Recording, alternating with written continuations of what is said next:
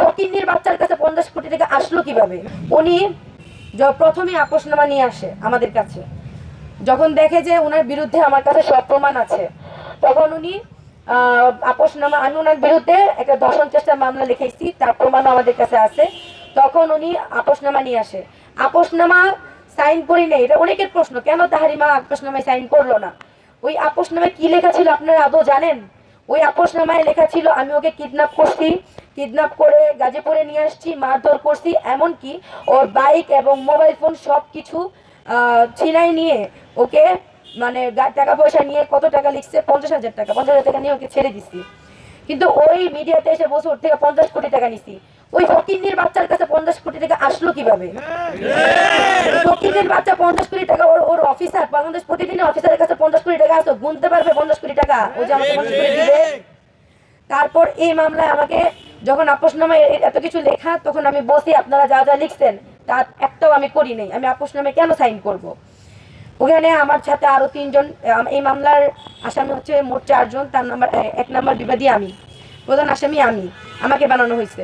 তো ওইখানে উনি যা যা, উনি আমাকে 6টা ধারা দেওয়া হয়েছে। 6টা ধারার মধ্যে কি কি ধারা আপনারা শুনলে অবাক হবেন। মামলা বাণিজ্য, প্রতারণা, চাঁদাবাজি, মারধর, চুরি, এই ধারাগুলো কোনোটাই আমি কখনো করি নাই। কিন্তু উনি এইভাবে ধারাটা নেওয়ার, ওই আয়ু, আমার মামলার যে আয়ু SI ফারুক, ওনাকে আসলে টাকা না দেওয়ার জন্যই উনি বারবার রিমান্ড চায় আমার। 2বার কোর্ট হলো, 2বারই আমার রিমান্ড দেওয়া হলো, রিমান্ড মঞ্জুরও হইলো। যেখানে আমাকে কোর্টে দেখানো হইলো যে আমার পরীক্ষার সামনে, এমনকি আমার বয়স 17 বছর, তাও 2বার আমার রিমান্ড মঞ্জুর হয়েছে কোর্ট থেকে। তারপর মামলার আয়ু স্বীকারোক্তি দিছে যে আমার মার কাছে বলছে উপর লেভেল থেকে চাপ আছে। আমি আসলে জানতে চাই উপর লেভেলের কে আমাকে জেল থেকে ছাড়তে চায় না। এটা আমাকে অনেক আগেও বলা হয়েছে যে ওই দুর্জয় যখন মামলা লিখাইতে যায়, তখনও সেম কথাটা শুনছি, উপর লেভেলের আদেশ আছে, উপর লেভেলের আদেশ থেকে আমাকে মামলায় ফাঁসানো হয়েছে। অথচ যখন ম্যাজিস্ট্রেট জিজ্ঞেস করলো আমার আয়ুকে যে 1 নাম্বার বিবাদীর পক্ষে কোনো প্রমাণ, বিপক্ষে কোনো প্রমাণ আপনার কাছে আছে, উনি বলল না। তাহলে কেন আমার রিমান্ড মঞ্জুর হইলো? এই প্রশ্ন আমার ওই ম্যাজিস্ট্রেটের কাছে। তারপর আমার যখন আমাকে কারাগারে রাখা হয়েছে, অনেক এই অভিজ্ঞতাগুলো আমি আপনাদের সাথে শেয়ার করব। আমি আসলে শারীরিক মানসিক দুইভাবে অনেক অসুস্থ হয়ে আছি।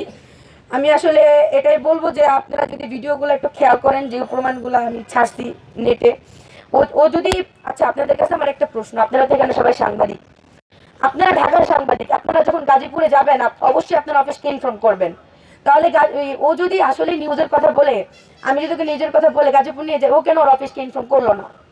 ও অফিসকে ইনফর্ম না করেও গেছে, এই জন্য বাংলাদেশ প্রতিদিন থেকে বের করে দিচ্ছে। এতটুকু সেন্স আপনাদের অবশ্যই আছে।